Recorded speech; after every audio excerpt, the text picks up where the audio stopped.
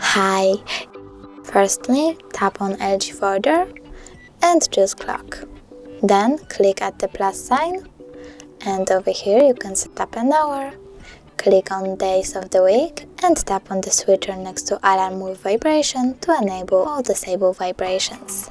Now scroll down, tap on the switcher next to puzzle lock and do the same next to animated weather. Then tap on alarm sound and volume and swipe left or right to adjust volume of your alarm. You can also change alarm sound by tapping on one of these options. When you're done, go back.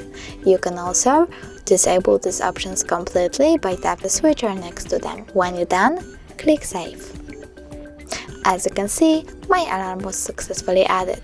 If you want to delete it, hold it, choose Delete, and delete again. If you want to turn on or off your alarm completely, tap on the switcher next to it. Thanks so much for watching. If you enjoyed this video, don't forget to leave a like, comment and subscribe. Bye!